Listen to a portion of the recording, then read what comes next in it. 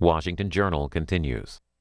And joining us now is Chris Suprun. He's a Texas Republican elector, and he's here to talk about why he has publicly stated that he will not be voting for Donald Trump when the Electoral College meets on Monday. Good morning, Chris. Thank you so much for joining us. It's my pleasure. Good morning to you. So you said you will not vote for Donald Trump. Tell us why and how you came to that conclusion. Sure. With great difficulty, I came to that conclusion. I came to that conclusion fully after the election. I had some concerns prior, but I was dropping off his literature before the election, trying to help him get elected. But three things we know from Federalist 68 that Alexander Hamilton laid out for us. One, we don't want a president who's a demagogue. And certainly for the past 18 months, he's been yelling at his protesters from the pulpit, so to speak. In fact, I think it was last night he came out and said, hey, some of my audiences have been rude and violent, but they used to be. And he's acted like they're not still. So he spent a great deal of time dividing America, making us the divided states of America instead of the United States of America.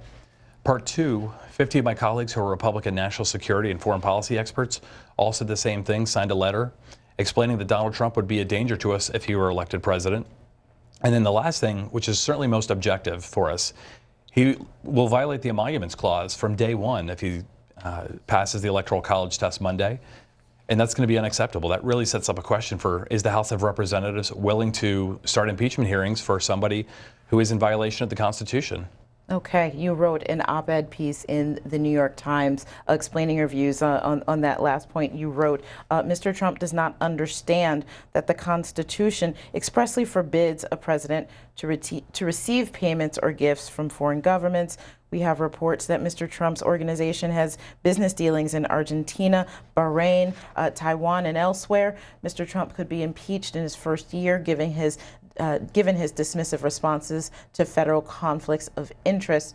He has played fast and loose with the law for years. He may have violated the Cuban embargo, and there are many reports of improprieties involving his foundation and actions he took against minority tenants in New York. You said at first you supported him.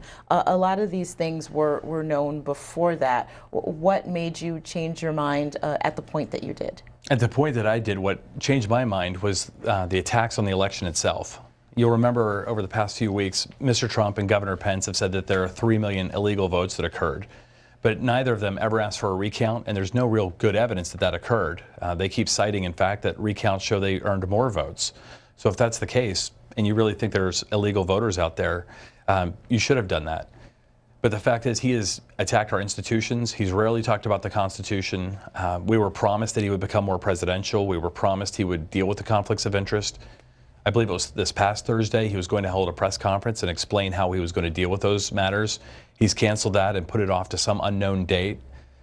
So there comes a point where you just have to make a decision. Am I going to make the easy decision, which is politically expedient, or am I going to stand up for my principles and values and make a little bit tougher decision? Okay, we're talking to Chris Suprun, a Texas Republican elector who says he will not vote for Donald Trump on Monday when the electors vote. Republicans can call 202-748-8001, Democrats 202-748-8000, and Independents 202-748-8002. Now, Chris, you are an elector. Tell us a little bit about how you became an elector, what that process is. Certainly. I can't speak for most states, but at least in Texas, what I did is I ran at my precinct convention, which I think there were 3 of us who actually attended it after the primary. I was elected to go to the state convention from there, and there was kind of a secondary process to confirm that decision.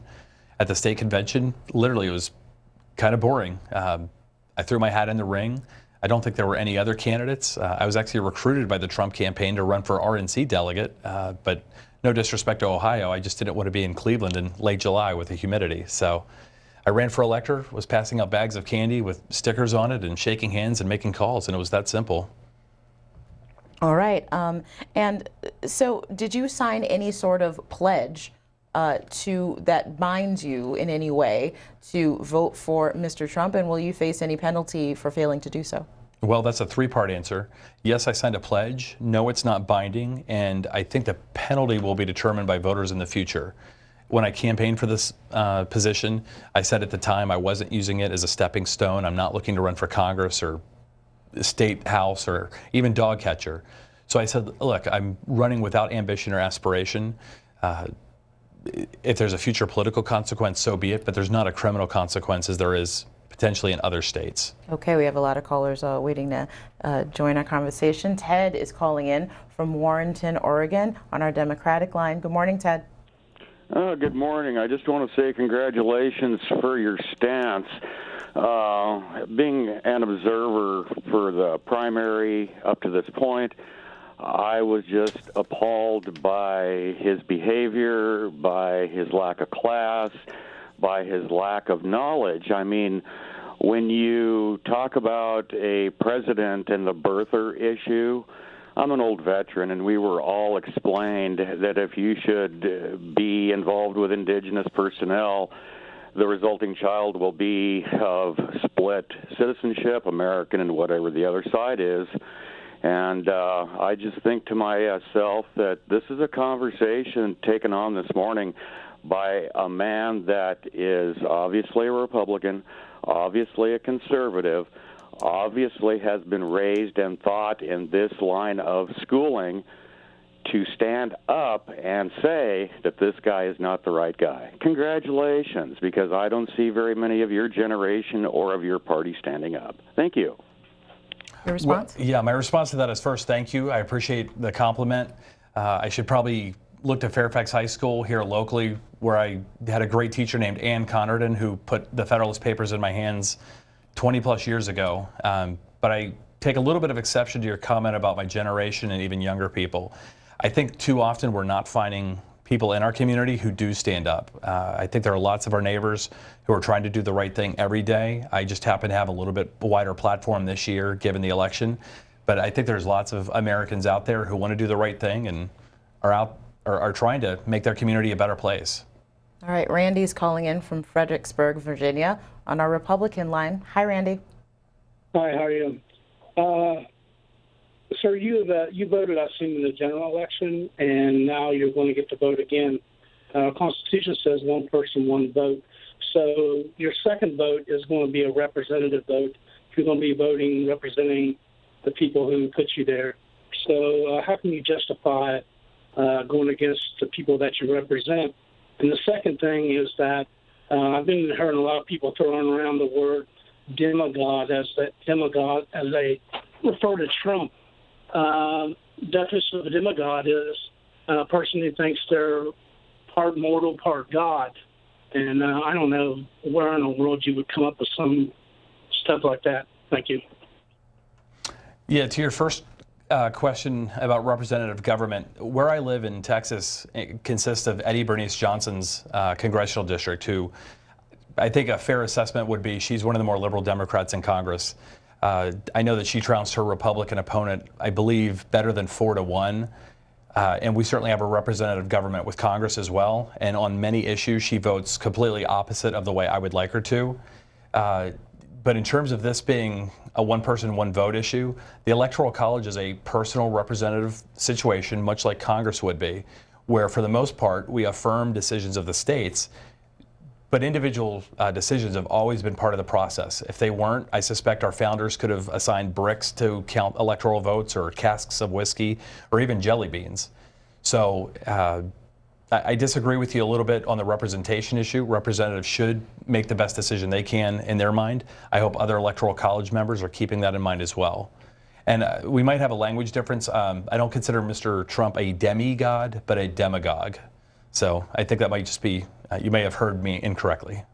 Let's talk a little bit about the response that you've gotten since announcing that you would not vote for President-elect Trump. According to the Dallas Morning News, it says, since you made that announcement, you've been called, quote, a traitor, an idiot, a coward, a disgrace to Texas, another corrupt establishment dirtbag. The list goes on. He's also been told...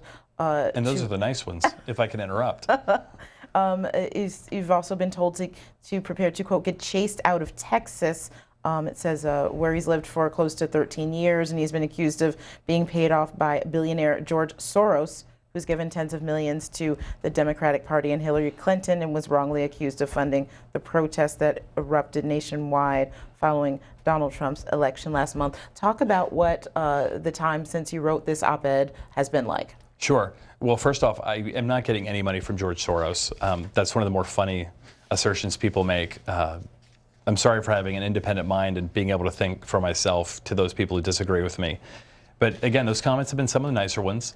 I've received death threats, multiple death threats by phone, by email, by letter, and some really tragic statements that people are just unhappy with my decision to the point that they are willing to talk about violence.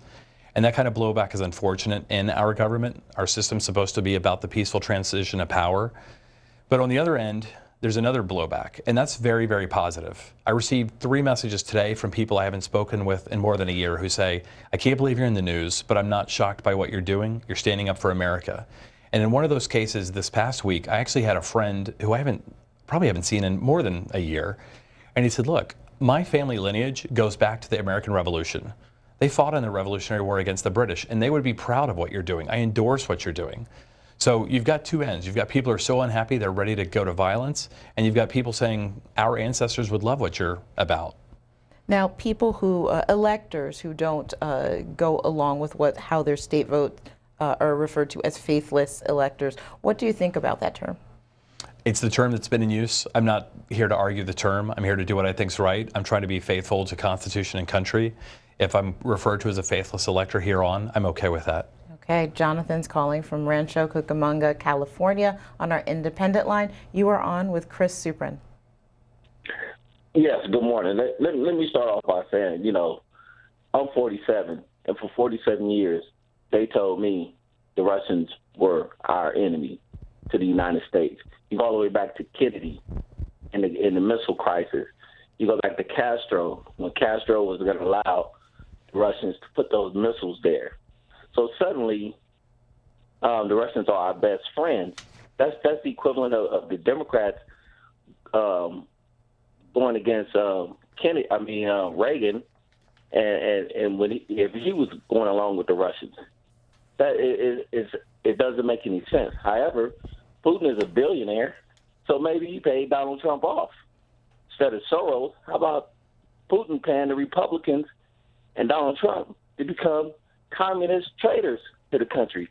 And I respect what you're doing, and I hope that you can get the rest of the Electoral College to go along, because that's the fail-safe for keeping people like Donald Trump and his cronies out of power in this country. You're a great American, sir. Thank you very much for your service, and God bless you.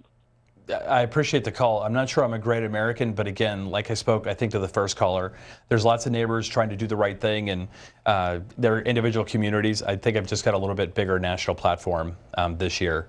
In terms of the Vladimir Putin situation, I am concerned that perhaps my party has been a little bit intellectually dishonest with how comfortable they are with Vladimir Putin. I think if Ronald Reagan were here right now, he would probably sit some people down and say, what are you doing? Because the communists are still getting away with murder. So I don't know where that is. I did sign on to a letter last week with several Democratic electors asking the Director of National Intelligence to provide us a declassified briefing of non-classified information. I don't have a background clearance, so it wouldn't be appropriate to get one with classified information. But I would love to know the facts and information that Russia was involved with our election and find out where they are. And if I can just, one last item, since you stated where you're from, I hope the Quakes have a great season next year.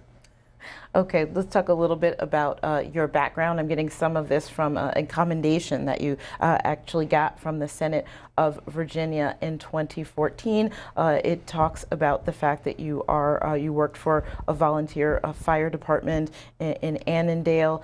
You also, as a volunteer, responded to the Pentagon attacks on 9/11, as well as worked as a first responder during Hurricane Katrina in 2005. Now, recently a report surfaced questioning some of your service as a first responder, especially on 9/11. It sort of questioned that whether or not you really did. Can you talk about that a little bit and respond to it? I'd be happy to. The reporter in question did not actually speak with me. It's my understanding he actually sent an email to part of our team that said, look, he did an internet search and tried to match up some dates. Quite frankly, the Dale City Volunteer Fire Department put out a statement, I believe, last night. I haven't actually seen it. That says, yes, Chris was a member of the department at that time. So I'm not sure why WFAA went in that direction. I think we'll have a conversation with Jason out there at some point later and try and get it figured out why he did that. But there are enough other people who know where I was that day that I'm not bothered by an inaccurate report that one person does. I've been smeared with a number of things, and I think that's part of a larger campaign to try and discredit the movement to stop Mr. Trump. And that report was based on a tip that WFAA received saying that you were not employed by Manassas at the time of that, and you said that you were working for another organization. It also called into question another part of your resume. It says that you said you were a paramedic with Freedom EMS in Dallas, but records from the Texas Department of Health shows there was no such company. Do you have a response to that? Yeah, that report's, again, part of a larger smear campaign, and it doesn't bother me. I think they could have solved a number of things if they had not gone after or gone to a LinkedIn profile I haven't updated in months.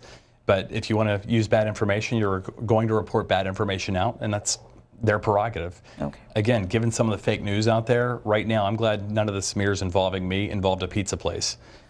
Because literally there have been some horrible just fake news out there that are inaccurate and either not sourced or poorly sourced. So, okay, Mary's calling in from Eureka, California, on our Democratic line. Mary, you're on with Chris Suprun. Thank you so much. Thank you for C-SPAN and Washington Journal.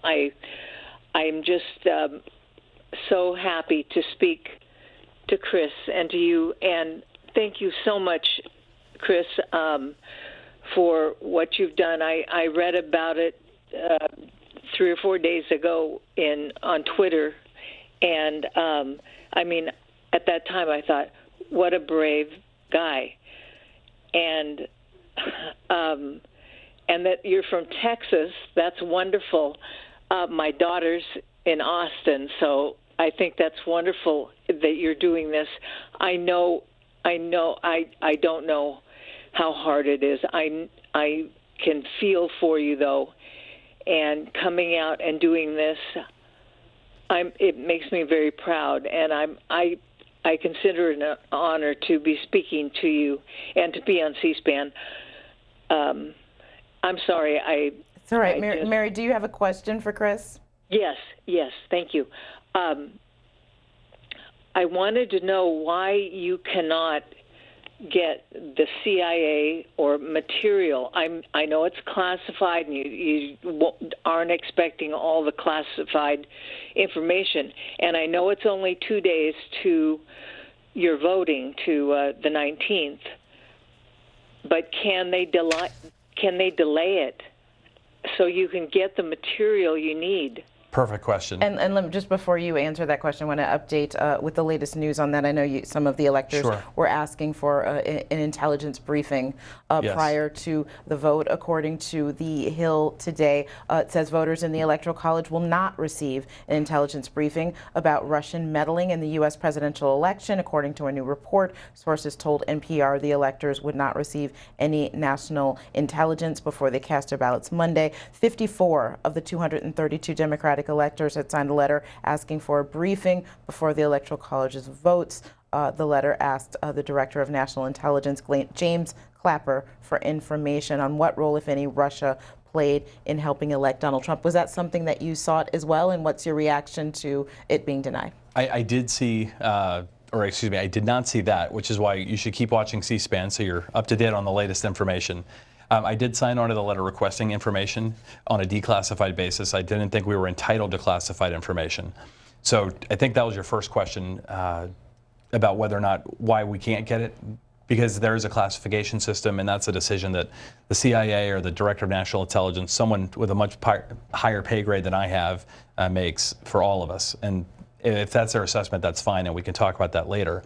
To your other question, no, we can't delay the vote on December 19th. I believe it's a constitutionally set date, as I understand it. So the vote will take place in state capitals on Monday in 2 days.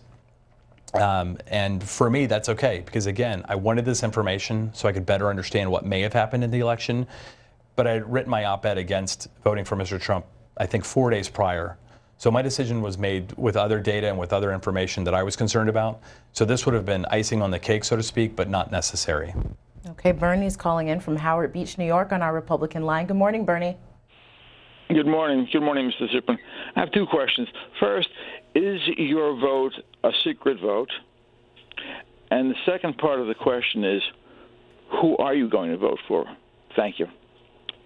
The first answer is I do not know the exact mechanics of the process.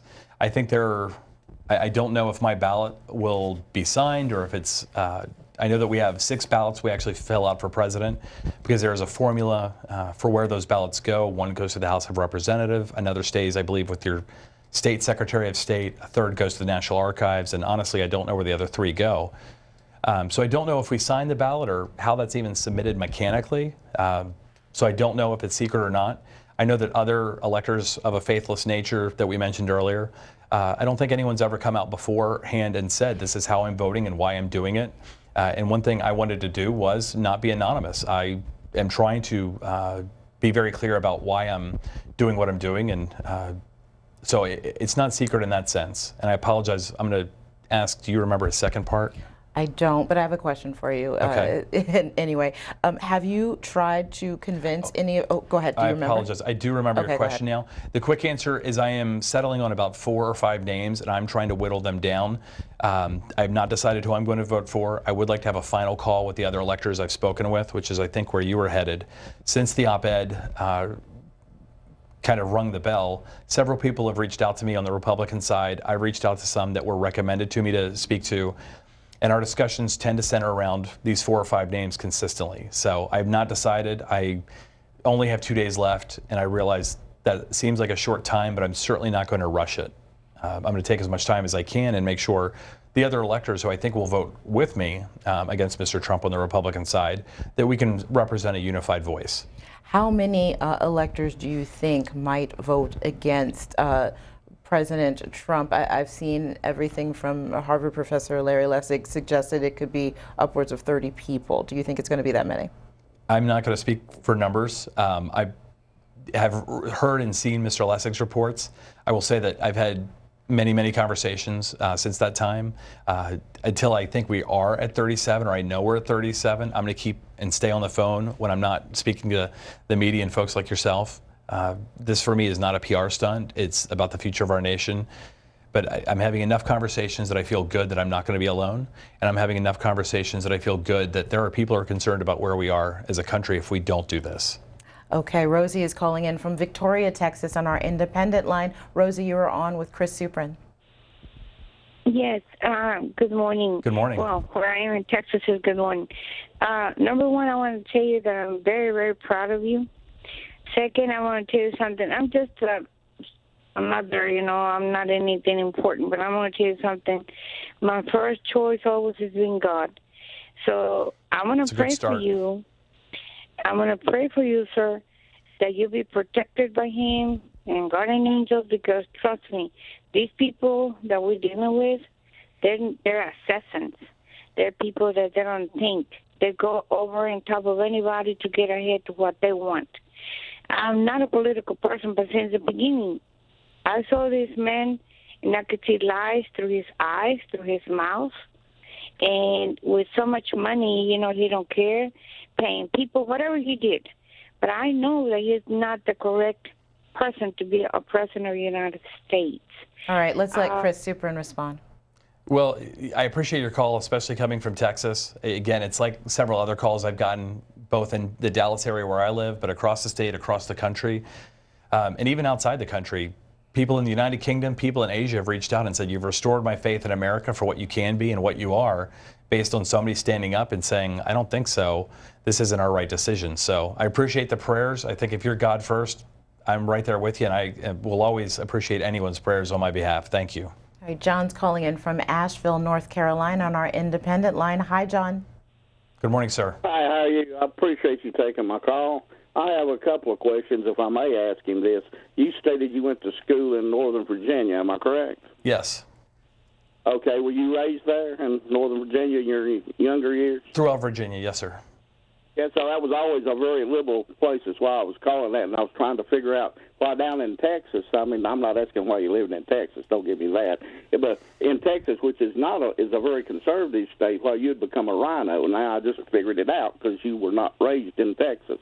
But that was my thing I wanted to say as a statement. I don't know why you're just a Republican name only. All right, let's give him a chance to respond. Yeah, I'm not sure how conservative or liberal Virginia is. There were many Democrats when I grew up who were in the governor's mansion. I know in 1993 I campaigned for a guy named George Allen who won the gubernatorial campaign, and I campaigned for him.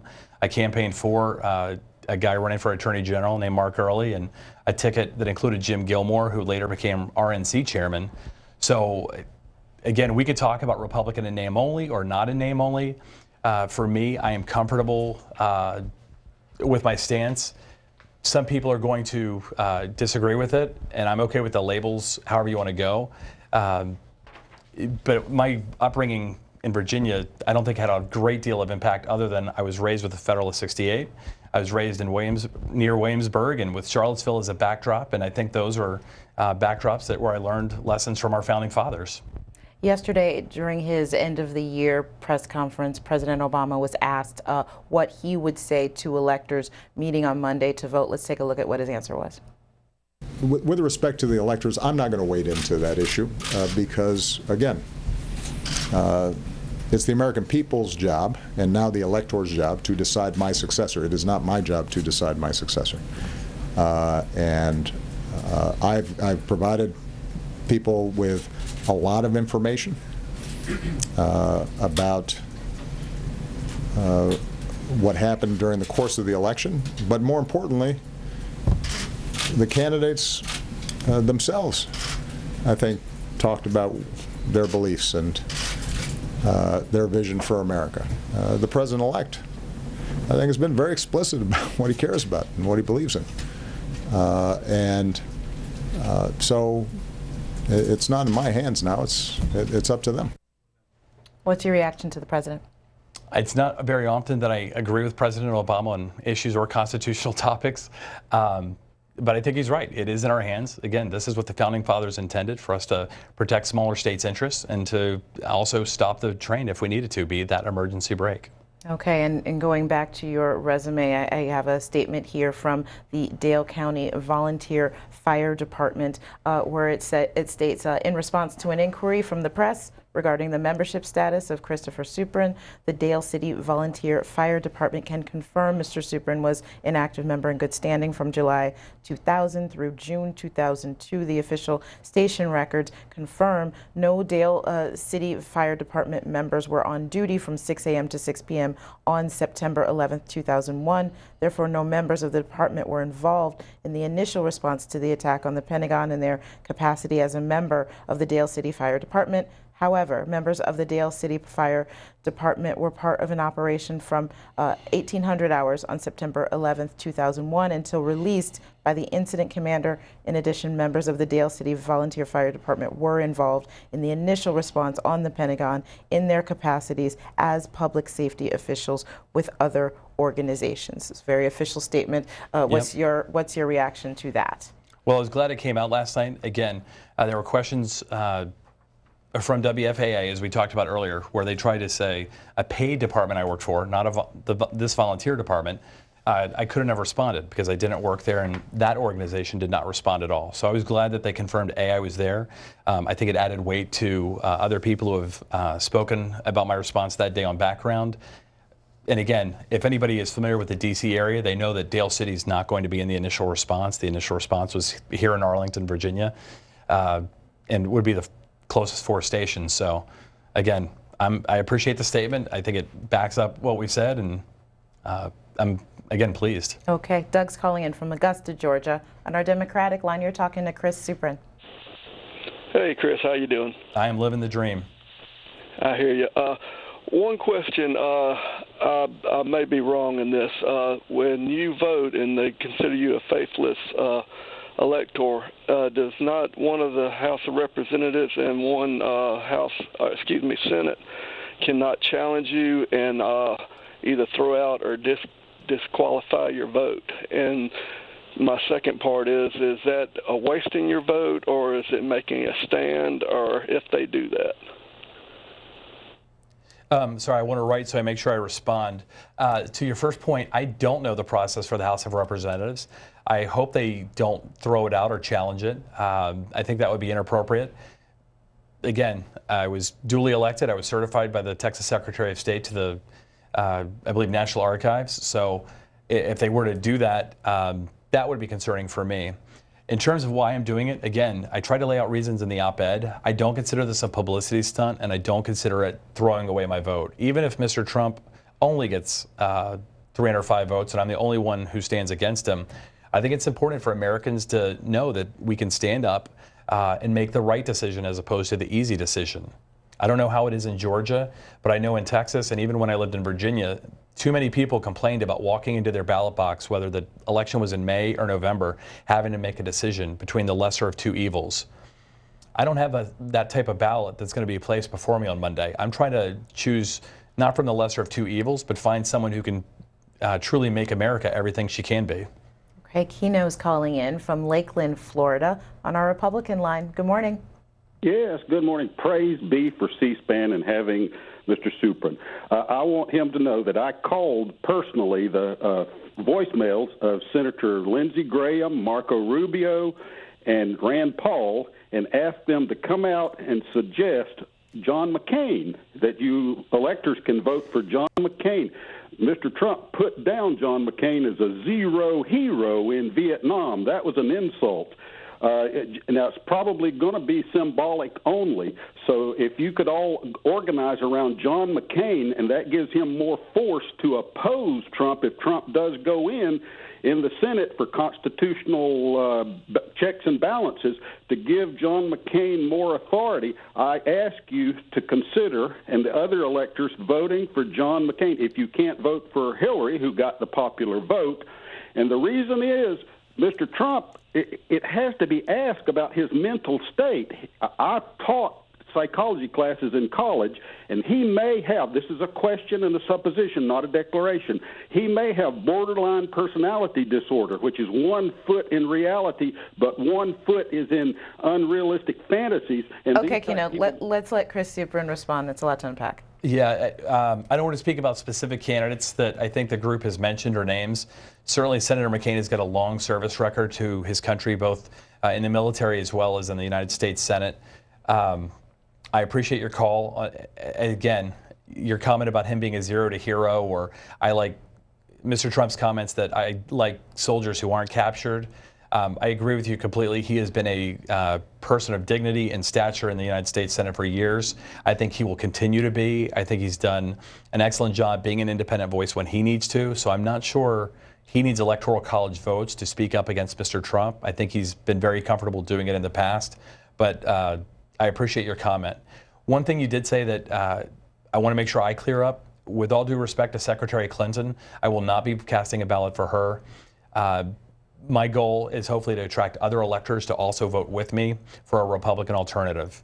While the Republican Party doesn't like what I'm doing officially and has basically said, hey, you're out after this vote, I still consider myself a Republican. I like small government. I think it taxes too much, and I tend to think communists get away with murder, kind of like Ronald Reagan said. So I can't vote for Secretary Clinton. I am looking for another Republican who I will cast a ballot for. Now, we have seen the president-elect be very vocal about people he disagrees with and things that he doesn't like. He usually takes to Twitter to make those thoughts known. If you don't vote for him, it's a strong possibility that that might happen. Is that something you're ready for? In point of fact, I'm a little bit shocked it hasn't already. With some of the other attacks that have happened, whether they be Soros or other things, I think we are getting to Mr. Trump, and I think he knows how serious this movement, if you want to call it that, is. Okay, Don's calling in from Chesapeake, Virginia, on our Republican line. Hi, Don. Hi, can you hear me okay? We hear you. You're on with Chris Suprun. Yes, I have a question. Were you a Democrat before you were a Republican? And also, if you were to look at our state in Virginia here, it was totally red until it got up near Washington. And I just couldn't believe it, how many counties voted for Trump and how we lost in this state. I think this state needs to be recounted again if any state does, because it was just unreal. Plus how that governor here let all these criminals vote that had felonies, gave them the right to vote. That wasn't supposed to happen, and I hope they hurry up and get him out of Virginia, along with Kane, that's put us $1.5 billion in the hole. That's my question. Yeah, I can't speak to Governor McAuliffe's decision to allow all the felons to vote, previously convicted felons. I disagree with that. In terms of how quickly he's going to get out of office, that campaign, I think, has already started. You will elect a new governor in just 11 months, come November of 2017. Governors in Virginia, of course, are term limited. So that opportunity is going to come very quickly. I hope I don't get this person in trouble, but if you're a Republican, as I think you called in on that line, I hope you'll consider giving your vote to Ed Gillespie, because I know he's a great guy, and I think he would be a strong leader for Virginia. But your comment about the demographics of the state are absolutely true, and I know when I worked campaigns previously in Virginia, we pretty much had a line, and it was the Rappahannock River. Anything south of the Rappahannock was strong Republican. Anything north of it, we had to count votes and figure out where our Republican voters were coming from. Okay, Rich is calling in from Raleigh, North Carolina on our independent line. Rich, you're on with Chris Suprun. Yeah, I just might want to make a comment and stuff to the great people of Texas. You guys sit up there and comment, and the people in Texas voted, and they voted for Trump. And I think that you're a sellout to your own people. I think that you are a communist for what you are doing. The great people of Texas have voted, and now you're sitting there taking it upon yourself to vote somewhere else or vote for somebody else. I think that is wrong. I think that is against the law, and I think you're breaking the law.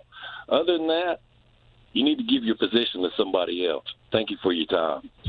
And in that vein, there Thanks. have been other electors who have stepped down because they didn't want to vote for Donald Trump. Why not take that route? Because, well, I was elected, and while it may not be comfortable, it is a representative position. I understand the caller's point. Thank God we live in America where we can be in a society where you can call and say, Chris, you are being stupid. I don't mind a call like that. In fact, I appreciate it, because that's what makes America great, when we can have a civil discussion and you can say what you're doing is incorrect and it's not right. We disagree on that. I'm going to represent Texas as best I can. But if you'll remember Edmund Burke, he was quoted by Lyman Hall, one of the representatives from Georgia, to the Continental Congress, who paraphrased him as saying, a representative owes the people he represents not just his industry, not just his work ethic, but also his judgment. And he sacrifices his entire representative career when he sacrifices that judgment to their opinion. Sometimes you have to make a decision contrary to public will, and I know that in part I am doing that. But again, we had the caller earlier from Victoria, Texas, who's very supportive as well. There is a petition on change.org to have you removed as an elector based on your view. It currently has over 36,000 signers to that petition. What's your reaction to that? Again, I'm glad I live in America, because you could have a petition on change.org and say, please remove him. There were a couple of people on Twitter arguing about me. One of them said Chris is a blankety blank blank, and a second Twitter person came on and said, you can't say that to him, you have to be respectful. So I have not been able to jump in and engage everyone in some of these conversations, but I said, of course the first person who said I was a blankety blank can say that. This is America. If you disagree with your representatives, you should tell them that they're wrong, and I'm okay with that. Again, I don't have future political aspirations, so this should be your only chance.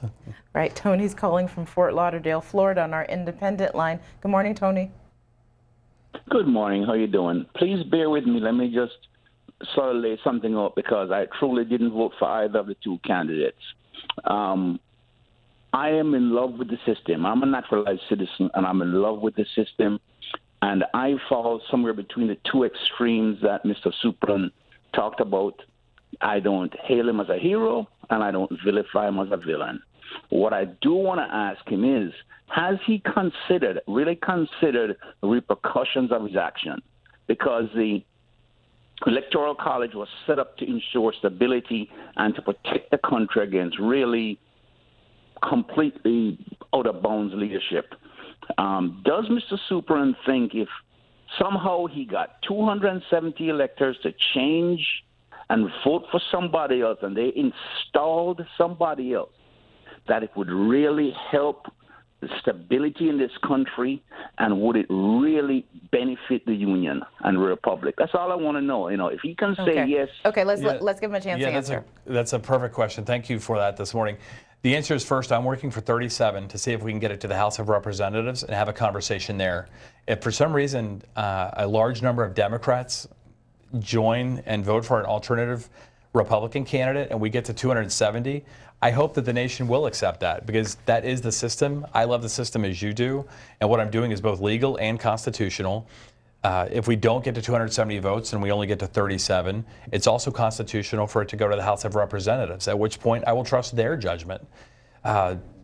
You said it very nicely in your question, but there have been others who have voiced it a little bit differently, and it is concerning when I hear people suggest insurrection or that this would launch us into a civil war.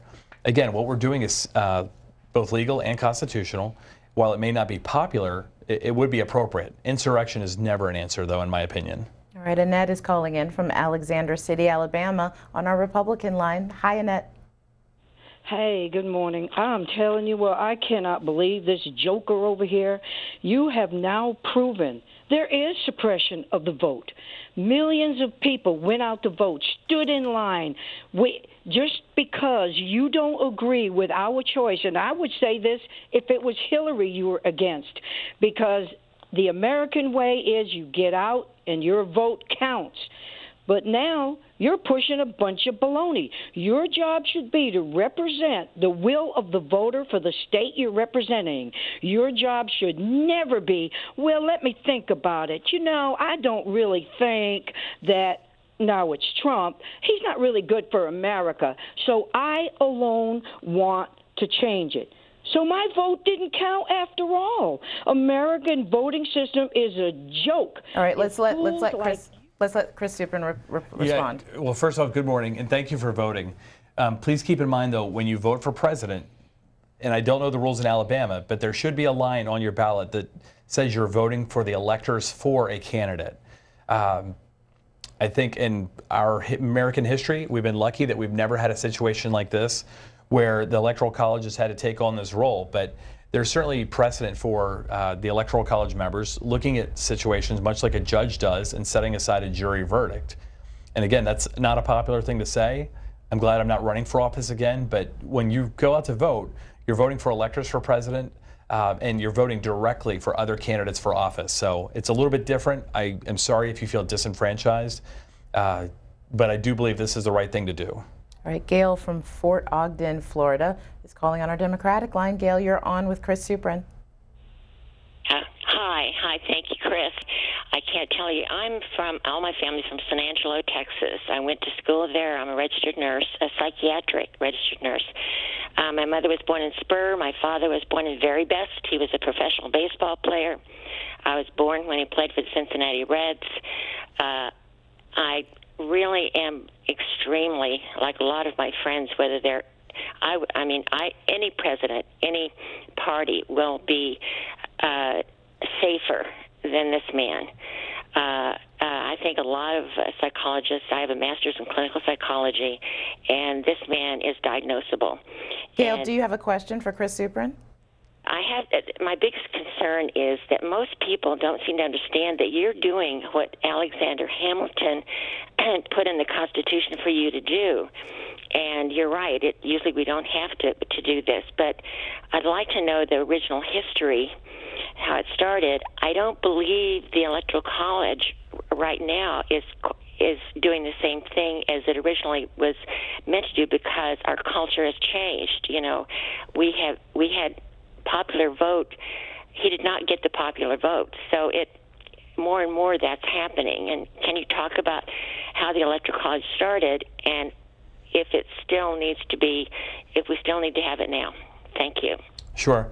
I am, again, as I spoke with a previous caller, I think from Florida, I'm a big fan of the system and a big fan of the Electoral College. It was originally designed, and I should actually stop before I get too far. I don't claim to be an Electoral College historian, but it was started with the idea that large states and their population should not dominate. When you read Federalist 68, I believe Hamilton speaks about the tyranny of the majority. You know, if you have a direct democracy we could have an election where everyone says every night for dinner we're going to serve everybody 2 ounces of Skittles, to get back to the candy metaphor from the campaign. And that may not make sense, it may not be appropriate, but the point is, if you have a direct democracy, that could happen. We live in a constitutional republic. That republic has safeguards in it. This is another check and balance, much like the legislative, executive, and judicial branches are separate. This is a separate stopgap in the system. And I'm just, again, it's fortunate America's never had to use it before. I do think this is one time when we need to. And quite frankly, I believe you called in on the Democratic line. I'm doing it not so much for you, but honestly to try and save my own party from either having to impeach our own president, or after the long lens of history looks back on this, having made a great mistake. I think the Republican Party is careening towards a path that they shouldn't be.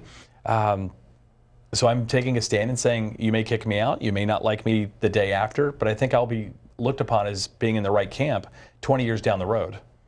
Kathy's on our Democratic line from Albuquerque. Hi, Kathy. Hello. I just wanted to say, of course, I'm a Democrat, and I'm proud of that, and I don't expect you to change your vote at all. I wouldn't ask that of you. But I do think you're a true profile and courage, because it's not easy doing what you're doing. You're a man of principle and humility, something I wish the president-elect was more. He should be aligned with those same principles. Unfortunately, he's not. And I just wanted to thank you again. I'm sure it's not easy, and I can imagine the amount of death threats you're getting. But anyway, I just wanted to say thank you, and I'm so sorry that your reputation is being smeared by what you've done, and I'm just so happy. There should be more people like you, and I just wanted to say thank you very much. Well, again, I think I might go back to our first caller, if I'm remembering our time together this morning. There's great people in every neighborhood. They're working hard. They're trying to do the right thing for their community. I think my platform might be a little bit bigger, but I think those same profiles and courage are out there in each of our communities, whether it's Albuquerque or Alexandria, Virginia. So I would argue you need to go find those people in your community, but I appreciate your support. That's the way we continue to do it, is hearing positive news from other people who keep us buoyed, lift us up when we get dragged down. Okay, Chris Suprun, Texas Republican elector, thank you for joining us today. It's been my pleasure. Thanks so much. And coming up, we